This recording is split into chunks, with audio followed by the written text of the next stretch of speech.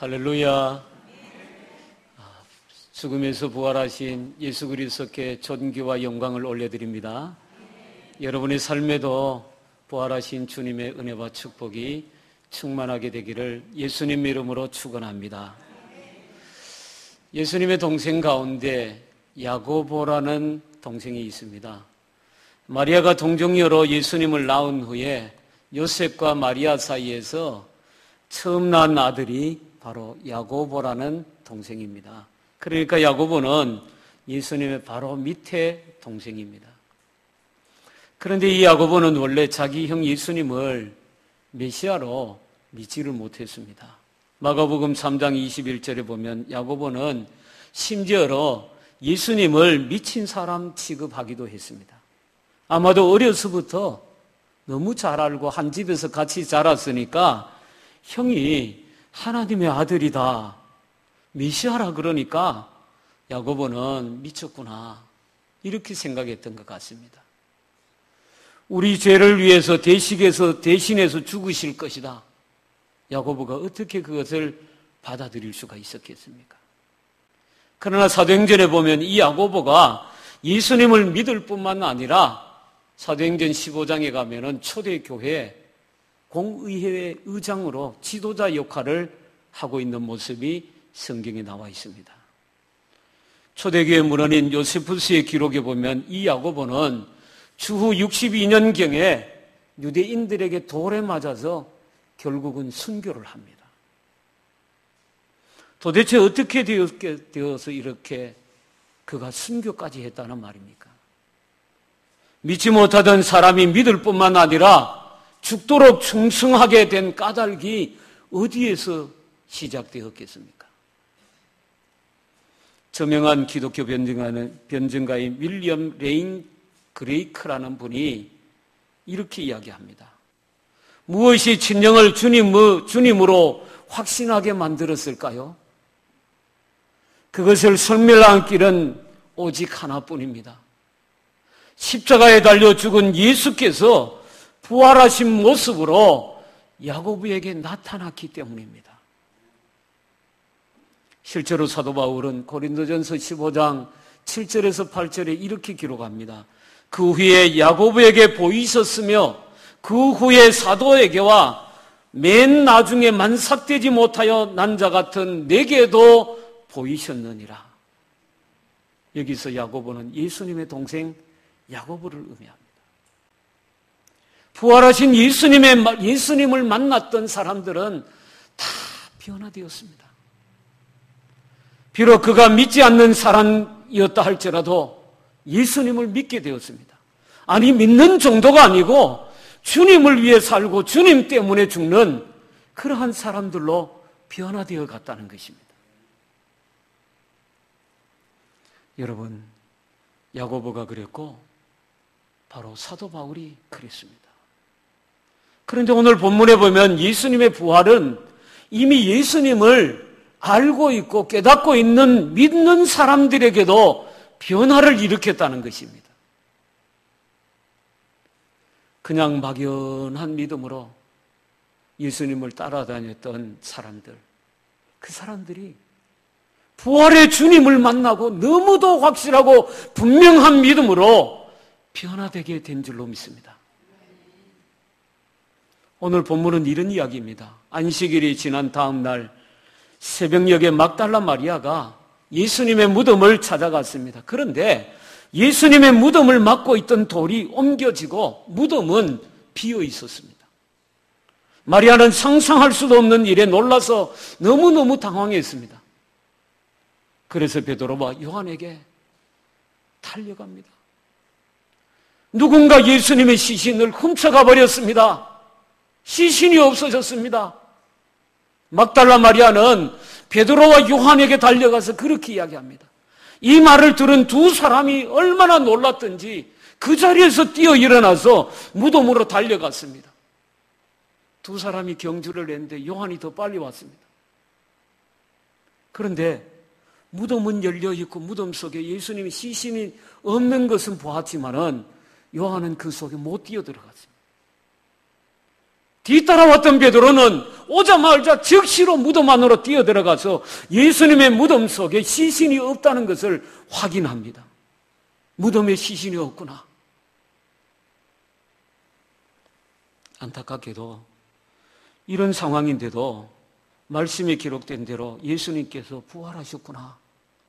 여러분, 여기에 막달라 마리아, 요한, 베드로 누가 깨닫고 있습니까? 한 사람도 예수님이 부활하셨다는 것을 모르고 있습니다. 예수님의 시신을 잃어버렸다는 슬픔의 마음으로 자기들이 머무르고 있던 집으로 다시 돌아가 버렸습니다. 그리고 막달라 마리아는 다시 예수님의 무덤 앞으로 와서 그 새벽에 울면서 통곡하고 있었습니다. 그 통곡이 무슨 의미겠습니까? 부활의 주님을 만났기 때문이 아닙니다. 예수님이 시신이 도난당했다는 생각에 그 막달라 마리아는 그 무덤 앞에서 울고 있었던 거예요. 사도 요한이 왜 이렇게 이 말씀을 통해서 우리에게 확인해 주고자 하는 게 뭐겠습니까? 바로 막달라 마리아, 베드로, 자신 요한도 아직 그 빈 무덤을 보고 있지만은 부활하신 예수님을 믿지를 못했다는 의미입니다. 우리가 성경을 통해서 아는 대로 이 세 사람은 당시 누구보다도 예수님을 너무너무 가까이에서 따랐던 주님의 사람들입니다. 그리고 예수님을 주님으로 믿었던 사람들이었습니다. 그런데도 예수님께서 그렇게 말씀하시고 이렇게까지 빈 무덤까지 보고서도 이들은 아직 주님의 부활을 믿지 못하고 있었다는 것입니다. 그러니까 이들의 믿음은 아직 막연한 믿음의 수준에 그냥 머물고 있었던 사람들이었습니다. 이 사람들의 막연한 믿음을 조금 더 자세히 살펴보겠습니다. 여러분, 베드로를 보십시오. 마태복음 16장에 보면 베드로는 정말 놀라운 고백을 했죠. 그 신앙 고백은 우리의 고백입니다. 주는 그리스도시요 살아계신 하나님의 아들이시니이다. 최초의 예수님을 그리스도로 살아계신 하나님의 아들이라고 고백한 사람이 베드로였습니다. 예수님께서 너무 기쁘셔서 이 고백 위에 내 교회를 세우리라. 그렇게 주님이 베드로를 칭찬해 주셨습니다. 그러나 베드로는 예수님에 대한 남다른 지식을 가지고 있었지만은 정말 주님의 말씀을 그대로 다 믿지를 못했습니다. 베드로는 무려 3번씩이나 예수님께서 십자가와 부활에 대해서 말씀해 주는 그 음성을 또렷하게 들었습니다. 마태복음 20장 18절에 보면 이렇게 기록합니다. 보라, 우리가 예루살렘으로 올라가노니 인자가 대제사장들과 서기관들에게 넘겨짐에 그들이 죽이기로 결의하고 이방인들에게 넘겨주어 그를 조롱하며 채찍질하며 십자가에 못 박게 할 것이나 제3일에 살아나리라. 이 말씀은 여러분, 부활의 아침으로 거꾸로 돌아가면은 며칠 전에 베드로가 들었던 말씀이지 않습니까? 그러니까 예수님께서 십자가에 달려 죽으시고 제3일에 살아날 것이라는 것을 들은 지 며칠도 지나지 않았습니다. 베드로는 누구보다도 예수님을 너무너무 잘 알고 있었습니다. 그리고 예수님께서 십자가에 달려 죽으시고 제3일에 부활할 것을 여러 차례 들었습니다. 그래서 예수님께서 부활하실 것을 알고 있었습니다. 그러나 막상 예수님께서 십자가에 달려 죽으시고 3일 만에 부활하셨지만은 베드로는 그 무덤을 확인하고서도 믿지를 못했습니다. 여러분은 그 무덤에 뛰어갔더라면 믿을 수 있겠습니까? 심지어 예수님의 무덤이 비어 있었는데도 예수님께서 부활하셨다는 것을 꿈에도 생각도 못했습니다. 이것은 무엇을 의미합니까? 당시 베드로는 그저 막연한 믿음에 머물고 있었구나. 그렇지 않습니까? 알고 있었지만 그리고 믿는 줄 알았지만은 막상 자기 앞에 닥치고 보니까 믿지를 못했습니다. 못 믿었습니다. 사실 오늘도 이런 그리스도인들이 얼마나 많은지 모르겠습니다. 대표적으로 우리가 기도할 때 이런 현상이 많습니다. 여러분 잘 아는 구절 중에 마태복음 7장에 구하라 그러면 너에게 주실 것이요 찾으라 그러면 찾아낼 것이요 문을 두드리라 그러면 너희에게 열릴 것이니 구하는 이마다 받을 것이요 찾는 이는 찾아낼 것이요 두드리는 이에게 열릴 것이니라. 아멘. 여러분 믿으십니까? 기도하면서 이 말씀을 믿지 않는 사람 없죠? 그러나 정말 나에게 당장 응답이 없으면 그 믿음도 확실한 믿음이 아니더라고요. 그렇게 믿는다고 구하면 주시고 찾으면 찾게 되고 문을 두드리면 열릴 것이라고 약속하셨지만은 내 삶의 기도가 응답되지 않으면은 그 믿음도 얼마나 막연한 믿음이 되는지 모르더라고요. 그래서 많은 성도들이 기도하다가 넘어집니다. 기도하다가 멈춰버립니다. 꾸준하게 자기의 믿음의 기도를 가지고 하나님 앞에 믿음으로 서 있는 사람이 그렇게 많지 않더라고요. 여러분 막달라 마리아도 한번 보십시오. 이렇지 않습니까? 막달라 마리아, 막달라 동네의 마리아입니다. 어떤 사람들은 그녀가 막달라 동네의 창녀라고도 이야기하고 성경에 나오는 대로 7 귀신이 들렸던 여자라고도 이야기합니다. 그러던 중에 예수님으로부터 고침을 받고 새 삶을 살고 예수님 생애에 정말 귀한 곳에 이 막달라 마리아가 그곳에 있었습니다. 성경에 보면 막달라 마리아의 헌신은 놀랍습니다. 바리새인의 집에 가셨을 때 예수님이 앉아 계시는 그 자리에 가서 향유를 붓고 자기 머리털로 예수님의 발을 닦았던 여자가 이 막달라 마리아였습니다. 심지어는 예수님께서 고난당하실 때 끝까지 그 자리를 지켰던 여자가 막달라 마리아입니다. 십자가에 달리실 때도 거기에 있었습니다. 무덤에 장사 지내는 그 자리에도 있었습니다. 심지어는 안식일 다음 날 그 새벽에 무덤을 찾아갔던 여자도 막달라 마리아입니다. 성경이 소개하고 있는 이런 이야기들은 막달라 마리아가 얼마나 예수님을 사랑했는지를 보여주는 장면입니다. 아마도 예수님에 대한 사랑은 그 누구하고도 견줄 수 없을 정도로 대단한 사랑을 막달라 마리아는 가지고 있었습니다. 그리고 예수님에 대한 헌신 역시 누구하고도 비교할 수 없을 정도였습니다. 그런데 이런 막달라 마리아가 빈 무덤을 보고도 예수님의 부활은 믿지를 못합니다. 빈 무덤을 보고서는 두려운 마음에 바로 뛰어가서 베드로와 요한에게 달려가서 시체가 없어졌다. 그녀가 했던 말입니다. 누군가 시신을 가져갔다는 것입니다. 이것은 무엇을 의미하는 말입니까? 막달라 마리아가 아직 막연한 믿음을 가지고 있었다는 말이죠. 그렇게도 예수님을 사랑하고 그 누구보다도 예수님을 위해 헌신했지만 막달라 마리아의 믿음은 아직도 막연한 믿음이었다는 거예요.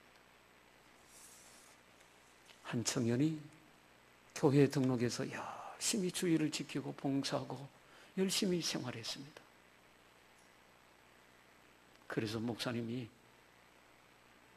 다른 교회에서 세례를 다 받고 왔는 줄 알고 주일학교 교사를 임명하려고 보니까 세례를 안 받았어요, 아직. 그래서 다음에 세례를 받고 정식으로 교사가 되면 좋겠다. 그렇게 약속을 하고 주일학교의 보조교사로 섬기게 했습니다. 신실하게 1년 동안 열심히 생활하고 세례를 받게 되었습니다. 주 예수 그리스도를 당신은 구주로 믿습니까? 예, 믿습니다. 그는 믿음으로 자신 있게 주님을 믿는다고 고백했습니다. 당의 문답을 하는데 스스럼 없이 얼마나 잘하는지. 그런데 목사님이 그 청년에게 한 가지를 더 물었습니다. 당신은 지금 죽으면 천국에 갈 수 있겠습니까?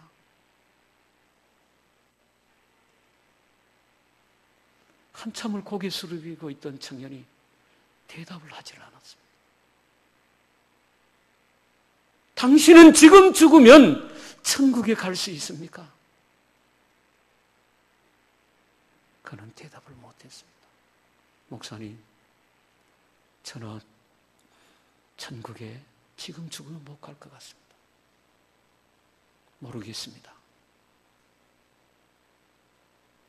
목사님은 그 청년에게 이렇게 이야기했습니다. 다음에 정말 당신이 내가 예수 그리스도를 믿음으로 천국에 갈 수 있는 믿음이 되면은 그때 세례를 받자. 그렇게 하고 그 청년을 돌려보냈습니다. 예수님을 뜨겁게 사랑한다고 확신한 믿음을 가진 것입니까? 주님의 교회를 위해서 헌신적으로 봉사하기 때문에 그 사람이 확실한 믿음을 가진 것입니까? 그러면 어떻게 하면 그 확실한 믿음을 우리도 가질 수 있겠습니까? 오늘 본문으로 다시 돌아가 보겠습니다. 요한복음 20장 11절 이하를 보면 이런 이야기가 계속됩니다. 빈 무덤을 보고 실망한 베드로와 요한이 처소로 돌아갔지요. 그러나 막달라 마리아는 여전히 빈 무덤 앞에서 울고 있었습니다.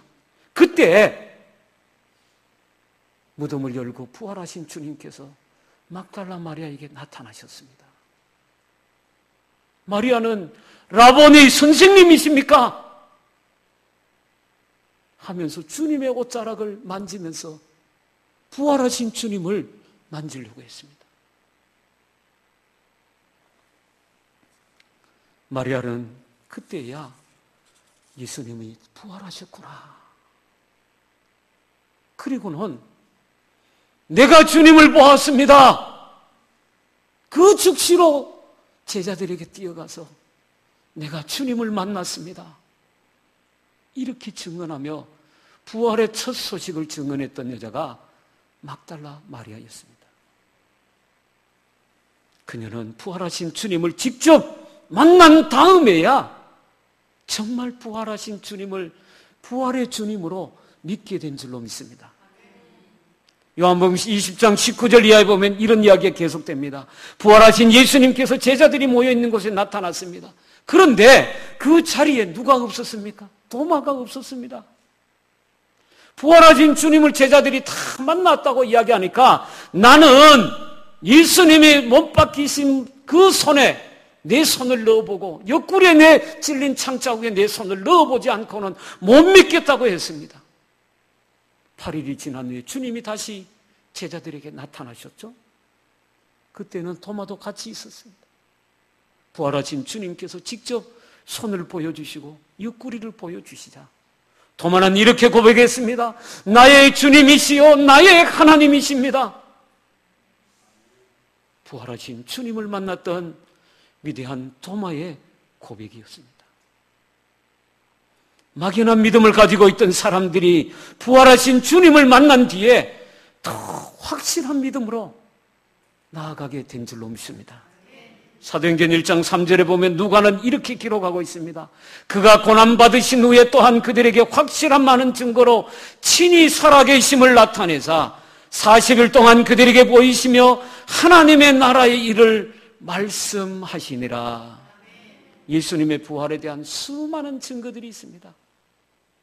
예수님이 부활하시고 난 다음에 승천하시기까지 얼마나 걸렸죠? 40일이 걸렸습니다. 그 사이에 주님이 부활하신 모습을 성경을 통해서 우리가 찾아보면은 12번이나 부활하신 주님의 모습으로 나타나셨습니다. 제일 첫 번째는 누구요? 막달라 마리아에게. 두 번째는 빈 무덤에서 돌아가는 여인들에게. 셋째는 엠마오 도성의 제자들에게. 넷째는 예루살렘에서 베드로에게. 다섯째는 마가의 다락방에서 11 제자에게. 또 한 번 마가의 다락방에서 11 제자에게. 디베라 바다에서 7 제자에게 나타나시고 12제자와 500의 성도들에게 나타나 보이셨고 11제자와 동생 야고보에게도 나타나 보이셨고 감난산에서 11제자에게 보이셨고 모든 사도에게 그리고 맨 마지막에 바로 사도 바울에게 나타나 보이셨습니다. 이렇게 12번이나 주님은 부활하신 모습으로 나타내 보여주셨습니다. 왜 예수님께서 이렇게 부활하신 모습으로 그 제자들과 사랑하는 사람들에게 이렇게 나타내 보여주셨습니까? 이유가 뭐겠습니까? 요한복음 20장 27절에 이렇게 말합니다. 도마에게 이르시되 내 손가락을 이리 내밀어 내 손을 보고 내 손을 내밀어 내 옆구리에 넣어보라. 그리하여 믿음 없는 자가 되지 말고 믿는 자가 되라. 뭐라고요? 우리가 막연한 믿음에 머물러서 이게 맞나 아닌가 매일 헷갈리는 믿음이 아니라 정말 부활하신 주님을 너희가 보았으니 확실한 믿음 안에 거하라는 말입니다. 여러분도 이 부활의 아침에 예수 그리스도를 만남으로 부활의 믿음으로 확실한 믿음으로 서는 귀한 성도들이 되기를 축원합니다. 여러분, 그러면 우리는 어떻게 부활의 그 확실한 믿음을 부여잡고 살 수 있겠습니까? 예수님께서 승천하신 후여서 부활하신 예수님의 모습은 우리가 직접 보지는 못합니다. 그 답 역시 요한복음 20장 29절에 이렇게 기록합니다. 예수께서 이르시되 너는 나를 본거로 믿느냐? 보지 못하고 믿는 자들은 복되도다 하시니라. 도마처럼 직접 부활하신 주님을 만나보지 못하고서도 확실한 믿음을 가질 수 있는 길이 있다는 것입니다. 그러면 보지 못하고 믿을 수 있는 방법이 뭐겠습니까? 그것은 바로 성령님이십니다. 고린도전서 12장에 사도 바울은 우리에게 하나님이 주시는 여러 가지 은사들을 설명합니다. 그 중에 가장 중요한 은사를 저는 이 은사라고 생각합니다. 예언도 있고 방언도 있고 지식의 은사도 있고 방언을 통역하는 은사도 있고 수많은 은사들이 교회에 있습니다. 그러나 무엇보다도 더 소중한 성령님이 우리에게 주시는 은사는 이것입니다. 다른 사람에게는 같은 성령으로 믿음을 주시나니. 할렐루야. 성령님께서 여러분 심령에 감화 감동 주셔서 하나님이 우리를 죄에서 구원하시기 위해서 무덤에서 예수 그리스도가 부활하셨음을 믿게 되는 이 축복이 여러분에게도 임하기를 축원합니다. 믿음은 여러분 노력해서 얻는 거 맞습니까? 아닙니다. 물론 믿음을 얻기 위해서 믿음을 달라고 기도하고 성경도 읽고 말씀을 듣고 해야 됩니다. 그러나 더 결정적인 것은 여러분 심령에 성령님이 임하셔서 믿음의 은사로 충만하게 해주시기를 축원합니다. 사랑하는 성도 여러분, 오늘 부활의 아침을 여러분이 맞이하셨습니다. 여러분은 아직도 막연한 믿음 가운데 있지는 않습니까? 정말 예수님이 부활하셨는 게 맞나? 그런 사람은 없습니까? 예수님이 부활하신 것처럼 나도 마지막 날에 새로운 몸으로 변화되어 부활할 것이다. 여러분 믿으십니까? 사랑하는 성도 여러분, 나도 모르는 사이에 자꾸 부활절은 매년마다 지나는데 내 믿음은 자꾸 막연한 믿음으로 떨어지고 있는 사람은 없습니까? 믿음 없는 자가 되지 말고 믿는 자가 되라는 주님의 말씀에 여러분 귀를 기울이십시오.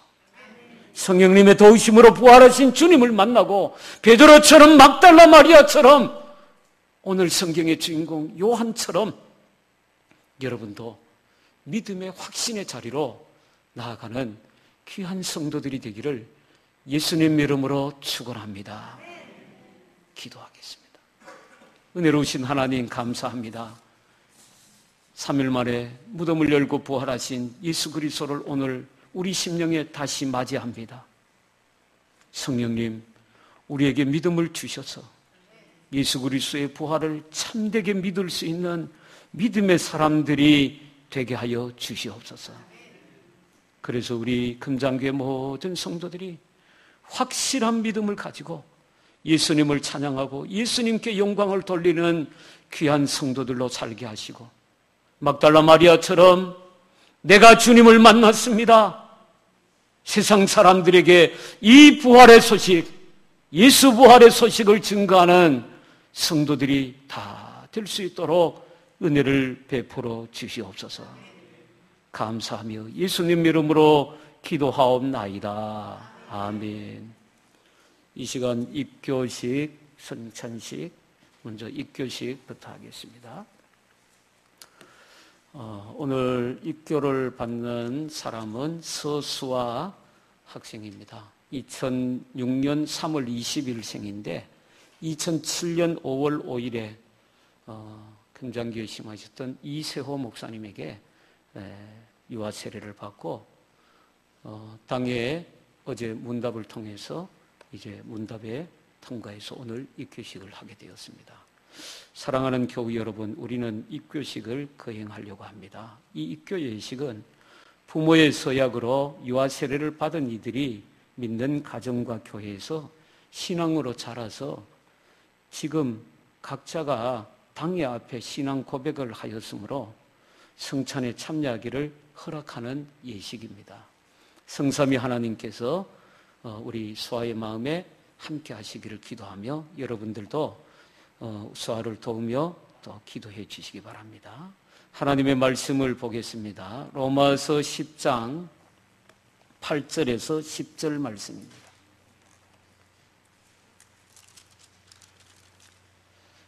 로마서 10장 8절에서 10절 말씀, 신약성경 253쪽입니다.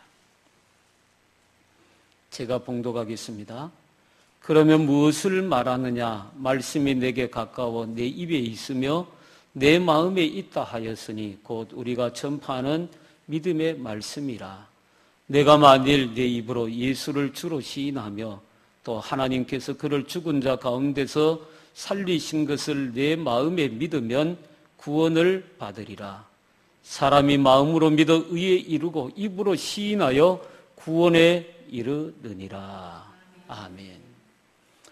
믿음의 가정에서 자라나서 유아 세례를 받고 수아가 이렇게 당의 문답을 아주 훌륭하게 잘했습니다. 그래서 오늘 우리는 우리 교회 수아를 입교로 이렇게 세우고자 합니다. 수아는 자기 믿음의 고백을 일생 동안 하나님 앞에서 정직하고 신실하게 할 수 있는 믿음의 사람이 되기를 바랍니다. 또한 우리 모든 교우들이 수아가 더 좋은 믿음의 신앙인이 되고 하나님의 사람으로 세워지기를 기도할 수 있기를 예수님 이름으로 축원합니다. 이제 서약을 받겠습니다. 수아 오늘 손을 드세요. 묻겠습니다. 서수아는 유아 세례를 받은 때로부터 부모님들이 대신하였던 신앙 고백과 서약을 이제는 장성하였으니 자기의 것으로 확신합니까? 수아는 전능하사 천지를 창조하신 하나님을 믿으며 그 독생자 우리 주 예수 그리스도와 그의 구원하여 주심을 믿고 성령님을 믿음으로 삼위일체 되신 하나님을 확실히 믿습니까? 서수아는 예수 그리스도를 구주로 믿을 뿐만 아니라 그의 가르침과 생활의 모범을 따라 살기로 서약합니까? 서수아는 교인으로서의 의무와 권리를 바르게 행사하며 교회의 관할과 치리를 복종하고 교회의 덕을 세우는 데 힘쓰기로 서약합니까? 내리세요. 기도하겠습니다. 주님, 주님의 은혜로 서수아를 도우사 영원토록 주님을 섬기며 날마다 성령님 아래서 자라나 하나님의 영원한 나라 백성으로 인쳐주시기를 기도합니다. 이 시간 성령님께서 수아에게 함께 하셔서 너는 내 딸이다, 너는 내 백성이다, 주님이 부르시는 음성을 듣게 하시고 일생 동안 이 믿음의 고백이 변하지 않게 하시고 예수님을 더욱 닮아가고 배워가고 깨달아가게 하셔서 더 아름다운 신앙인으로 성숙해가는 그러한 소수아가 되게 하여 주시옵소서. 하나님 아버지, 사랑하는 부모님들 지금까지 믿음으로 수아를 위해 기도하며 키웠습니다. 교회 학교에서 말씀으로 키웠습니다. 이제는 수아가 자기 믿음의 고백을 하였사오니 하나님 그 믿음의 고백대로 큰 믿음이 되게 하시고 아브라함과 이삭과 야곱에게 주셨던 믿음의 큰 축복을 받아 하나님 교회를 위해서 더 귀하게 아름답게 쓰임받는 복된 삶으로 하나님 축복하여 주시옵소서. 모든 것 주님께 감사하며 예수님 이름으로 축복하며 기도하옵나이다. 아멘. 이제 선포하겠습니다. 서수아는 하나님과 온 교우들 앞에 성실히 서약하였으므로 본 금장교회 입교인이 된 것을 성부와 성자와 성령의 이름으로 선포하노라. 아멘. 이제부터는 수아는 교회가 베푸는 성찬식에 참여하고 주님의 특별한 보호와 축복이 함께할 줄로 믿습니다. 자리에 앉으시기 바랍니다. 이제 우리 다 같이 성찬식으로 나가겠습니다.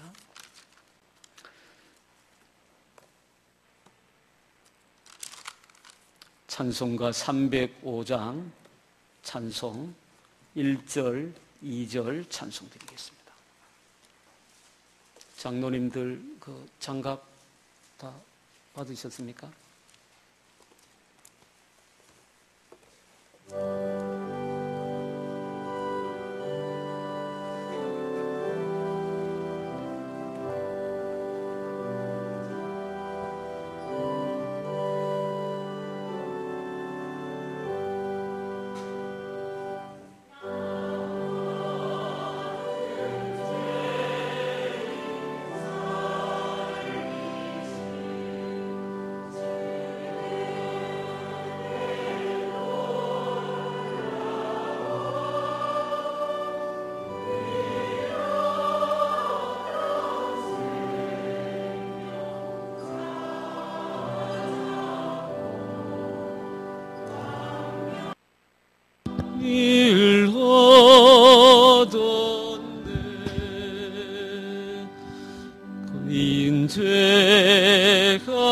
인죄각에서 건지신 주기 내 놀라와 처음 믿은 그 시간 귀하고 귀하다.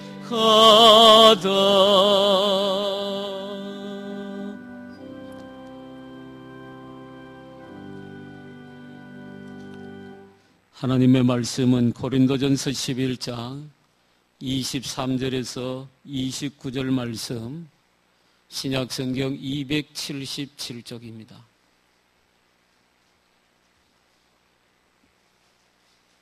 고린도전서 11장 23절에서 29절 말씀 제가 봉독하겠습니다.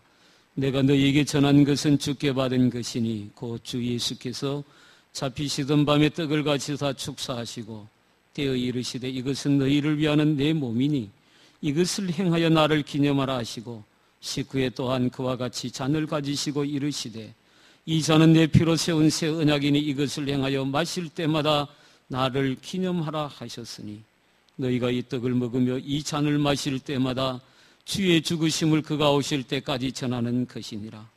그러므로 누구든지 주의 떡이나 잔을 합당하지 않게 먹고 마시는 자는 주의 몸과 피에 대하여 죄를 짓는 것이니라. 사람이 자기를 살피고 그 후에야 이 떡을 먹고 이 잔을 마실지니 주의 몸을 분별하지 못하고 먹고 마시는 자는 자기의 죄를 먹고 마시는 것이니라. 아멘.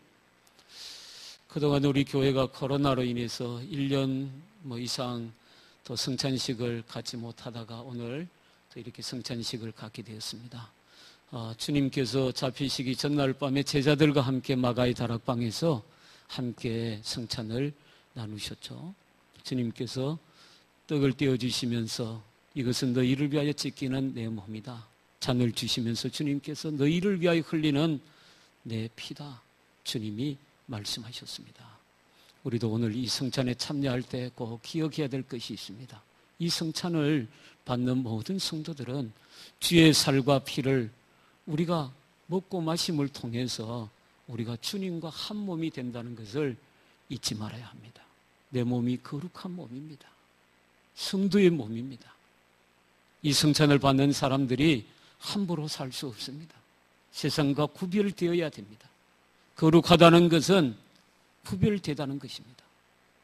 오늘 이 성찬에 참여하는 모든 성도들이 그리스도와 연합해서 한 몸을 이루어 거룩한 몸으로 변화되는 축복이 있기를 축원합니다. 두 번째는 이 성찬에 참여하는 사람들은 우리가 예수 그리스도를 머리로 우리 몸은 우리 교회 성도들은 다 그분의 지체입니다. 한 몸이라는 의미입니다. 주님과 한 몸이 되었으니까 자기 몸을 찔러서 쪼개는 사람이 어디 있습니까? 그런 사람이 봤습니까? 그거는 좀 이상한 사람, 정신적으로 문제가 있는 사람이 그렇습니다. 우리 몸을 쪼갤 수가 없습니다.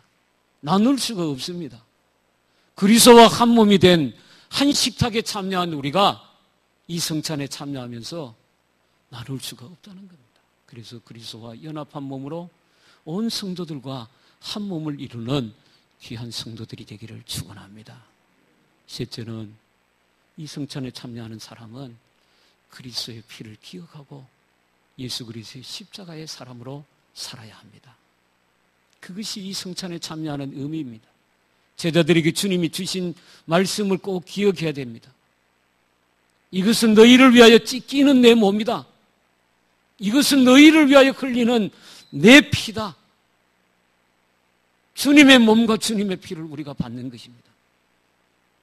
그 사실을 잘 기억하고, 그래서 나를 위해서 십자가에서 몸을 지키시고 피를 흘려주신 그 주님 때문에 내가 살았음을, 내가 회복되었음을 깨닫고 십자가가 여러분의 자랑이 되는 축복이 있기를 축원합니다.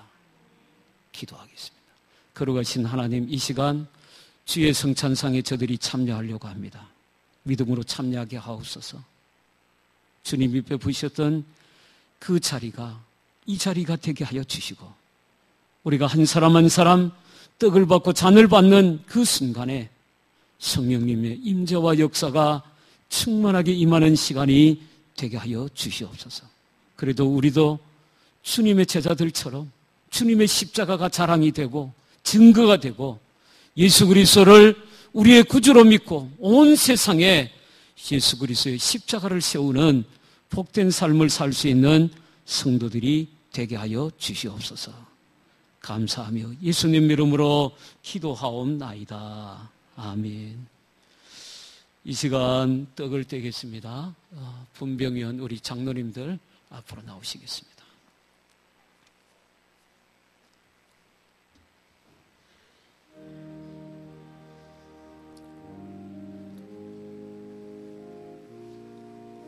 장로님요.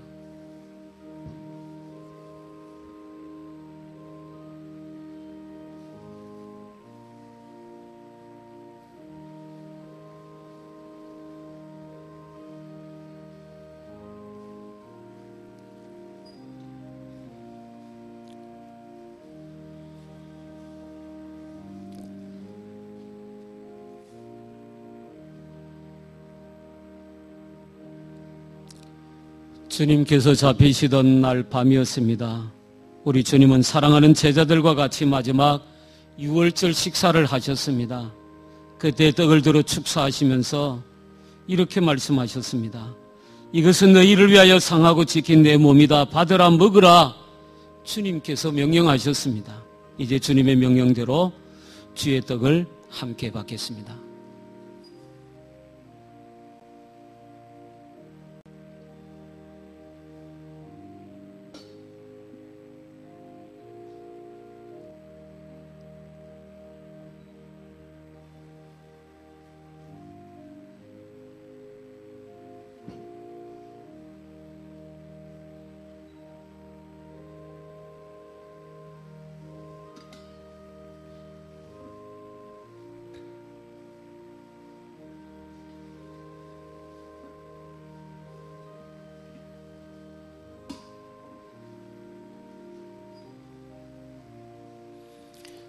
이제 다 같이 떡을 받겠습니다. 성찬식에는 입교 세례를 하신 분들만 참여할 수 있습니다. 예, 해중 가겠습니다.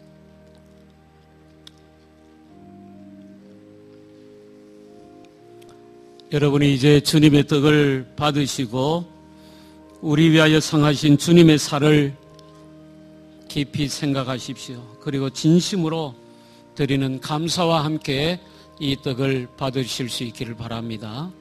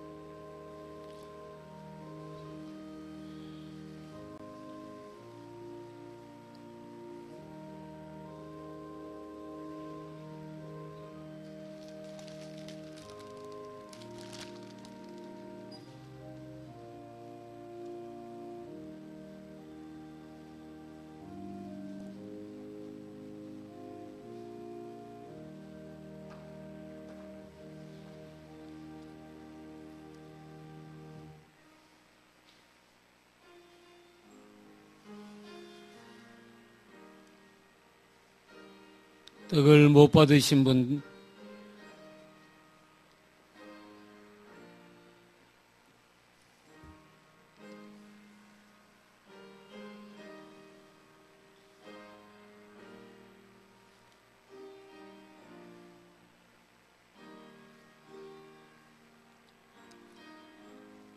예, 확인하겠습니다. 혹시 떡을 못 받으신 분 손을 들어주시면 드리겠습니다.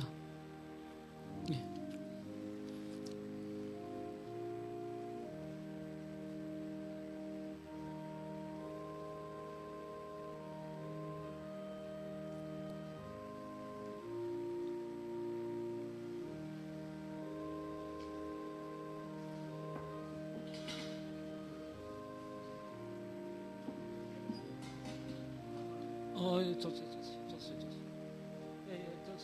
줬어요. 예.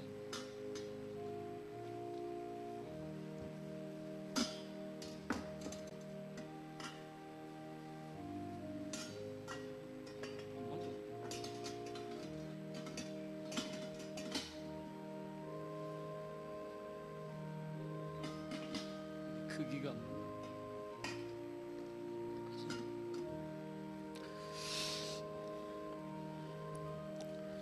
주님께서 식후에 잔을 들어 축사하셨습니다. 그리고 잔을 사랑하는 제자들에게 주시면서 이것은 너희를 위하여 흘리는 내 피다. 너희와 내 사이에 맺어진 새 언약의 피다. 받으라 마시라 주님이 명령하셨습니다. 이제 주님의 말씀대로 우리도 이 잔을 받겠습니다.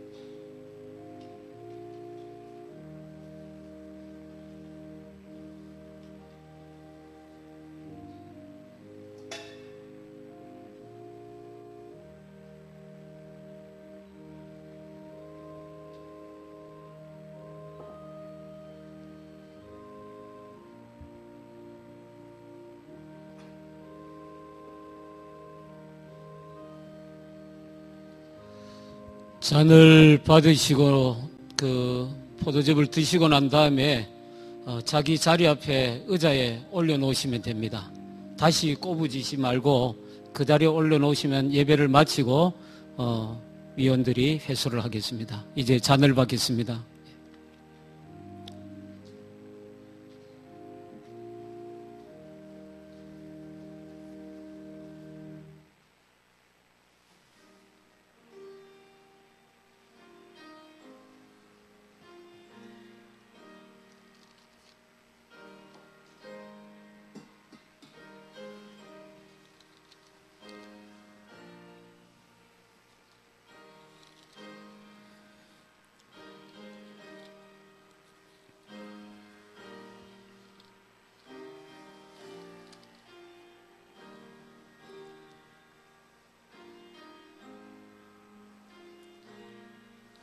잔을 받으시면서 우리 주님께서 한 방울도 남김없이 흘려주신 주님의 보혈을 여러분이 깊이 생각하시면서 진심으로 감사드리는 그 마음으로 이 잔을 받으시기 바랍니다.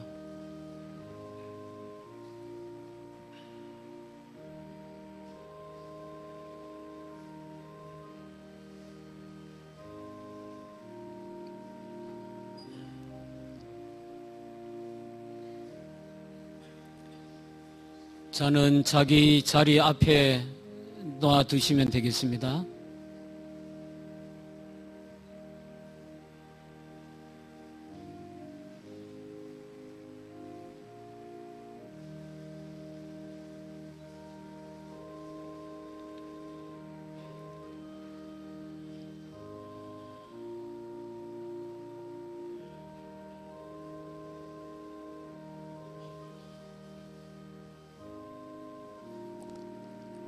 떡을 받으시고 잔을 못 받으신 분이 있습니까?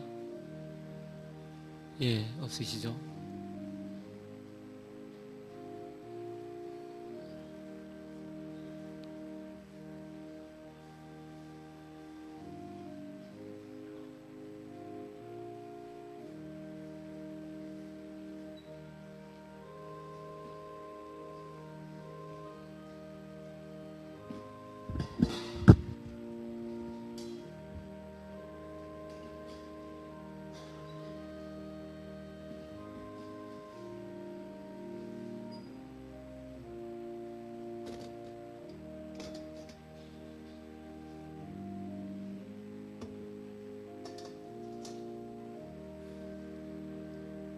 기도하겠습니다.